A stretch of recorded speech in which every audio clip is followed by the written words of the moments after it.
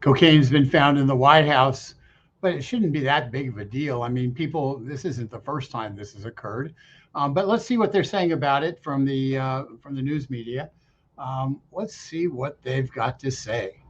Place in that West Wing reception area. It's still a frequently trafficked place, but it's down near the Situation Room, right off West Executive, down.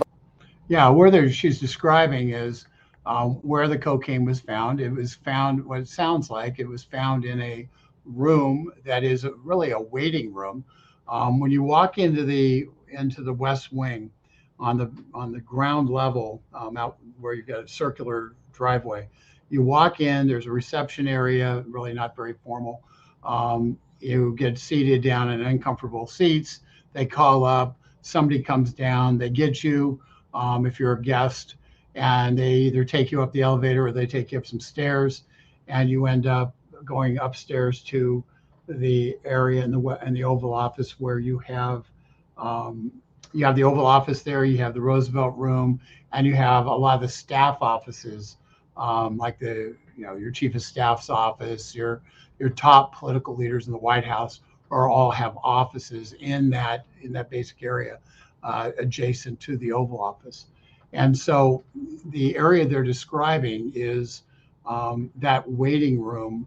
Once you get upstairs by the Oval Office, there's a pretty large waiting room with a lot of seats, because a lot of times meetings with 20, 30 people, or people are waiting for the rooms to open up for the meeting to begin, because you don't arrive late, obviously.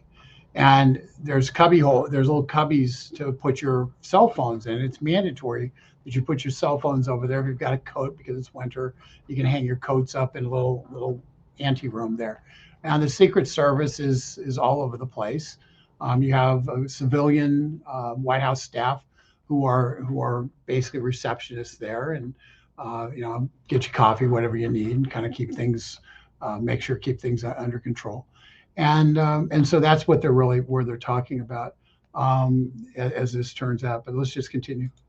Below, and average people just can't get in there, even with the entry from the Northwest Gate. Well, let me bring you up to date with the reporting that I have. What we have learned is that there are, in fact, two West Wing entrances. You know that, I know that, but for the benefit of our audience. And now the investigation has progressed, and so they're saying the West Executive entrance, which, as you noted, is closer to the Situation Room and closer to the Navy mess, where there's the facilities for food and so forth.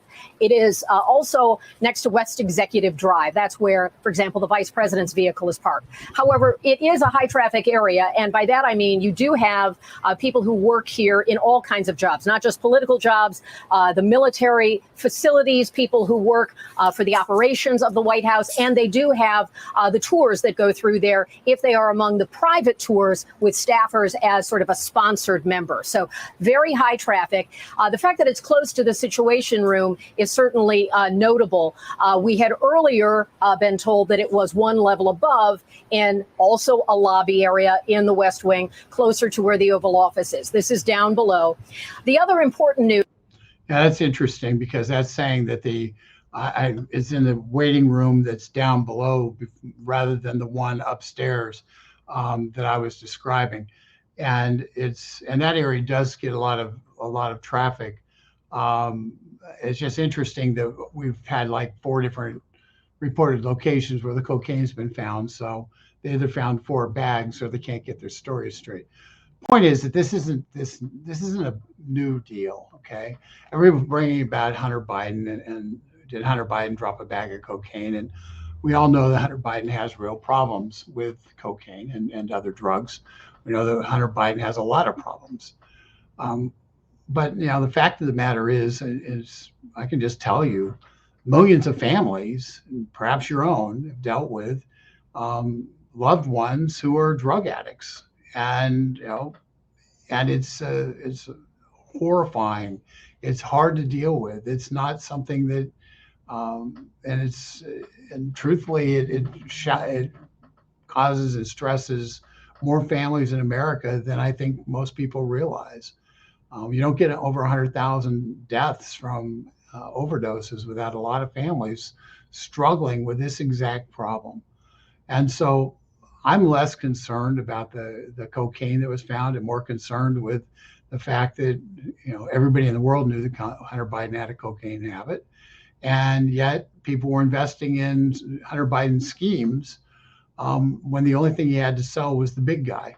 So I'm hoping we don't get distracted based on chasing the owner of a bag of cocaine as a shiny object and away from the real problem. And that is a lot of people invested a lot of money with Hunter Biden who knew he had all these problems. And they didn't do it because they were buying Hunter Biden's brilliance or his services. They're doing it because there's only one thing in the family to sell, and that was Joe Biden. I'm going to share with you in the past, though. Jimmy Carter had a similar problem. Jimmy Carter himself, he didn't have a problem with cocaine addiction, but people who are a little bit older, and certainly Judy Woodruff knows this, the older reporter there. She was covering the White House back then. So in Jimmy Carter, when he was president, he had a chief of staff named Hamilton Jordan. He's out of Georgia and a smart guy by all accounts. I did not know him, but I did know somebody who worked in the White House as a low-level staffer who became a teaching assistant at the University of Southern California, and he was teaching a TA for a class in politics and mass media that I had back in the early 80s. And I think it was 1980. And in talking with him, he was one of the people who kind of got wrapped up in this 70s cocaine scandal way back in the 1970s. And the fact of the matter is there was an investigation from Hamilton Jordan, the guy who's on the left, leaning over the desk. It was alleged he snorted coke in Studio 54. It was alleged that he snorted coke in L.A. And my buddy alleged that had happened also in D.C. It wasn't my buddy, the guy who I knew, who fortunately I got an A. But he said it happened in D.C. Now, whether it happened in D.C. or not doesn't matter. The fact is, Hamilton Jordan, this was a big scandal, and at a time when, remember, Jimmy Carter was a very strong Southern Baptist, still is, very strong Southern Baptist Christian. He, didn't countenance that kind of stuff, and yet his top guy he brought from Georgia with him was busy snorting coke all over America. And so it was a kind of a problem. And at the time, it was truly a big deal scandal. And this story is from Time Magazine. You can look it up if you're interested in it. Point is, this isn't new. And what's really not new about it is this. This is Washington Post from May 29th, 1980. Grand jury in D.C. cleared Hamilton Jordan. I guess it was in New York. Grand jury cleared Hamilton Jordan, insufficient evidence.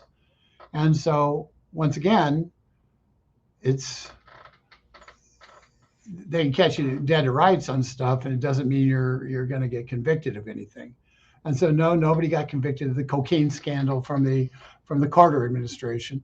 And the fact is, nobody's going to get convicted of the cocaine scandal from this administration, because this is nothing more than a shiny object. It is a shiny object and nothing more. And and with the objective of distracting, and I'm just saying, don't be distracted. The facts are out there, and I hope Congress won't be distracted and open up investigations into cocaine at the White House, because they might have some problems if they had to look in their own house. Not saying I know anything. I'm just saying drugs are pretty pervasive in the country. Point is, you have a president of the United States who appears to have engaged in getting money for political favors. And you can say that he made a good deal or that somebody else made a good deal, but a president who appears to be compromised by the business dealings of his son, of which it appears he receives a portion of the proceeds from. And so as we go chasing around after all sorts of different scandals and shiny objects, I just encourage people to keep your eye on the ball. The American public only has so much bandwidth. And back when Bill Clinton was president, there was a pretty significant investigation about Bill Clinton supposedly getting some money from some people, and it dealt with exchange of Chinese technology. And the House Republicans were making real headway in terms of figuring that out. And that allegation never got fully vetted because suddenly Monica Lewinsky appeared on the scene, and they ended up chasing the shiny object of Monica Lewinsky, as opposed to the thing which mattered was technology transfer. In fact, our stealth technology that the Chinese have used to build their military and made it so they weren't 30 years behind in development. They got our technology that was the cutting edge stuff we were using in the 80s, and what ended up developing our stealth jets and our very stealth technology that we use today. So, and there was an allegation that wasn't just stolen out of Los Alamos labs, but in fact was sold out of Los Alamos labs. And it was never proven. Okay. It was an allegation being investigated.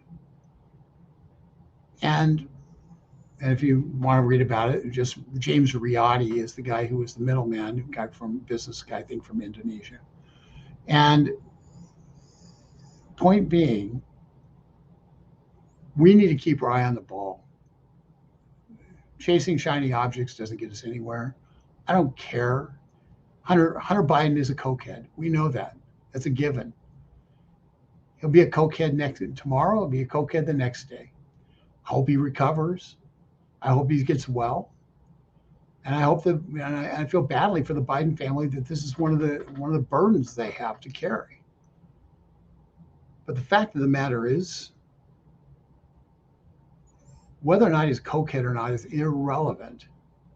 What's relevant is the people around the world know he's a cokehead, take advantage of him, and then run an intricate scheme, apparently to get money to the President of the United States, or then the Vice President of the United States.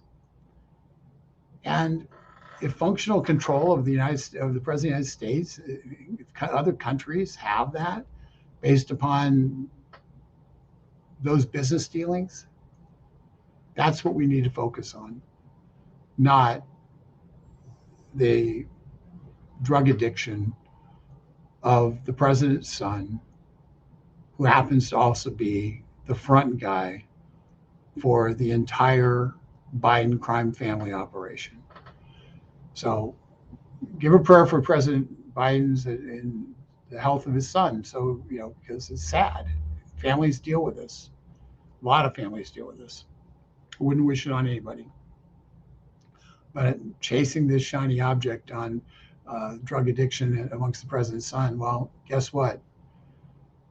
Having your son be drug addicted is not a crime.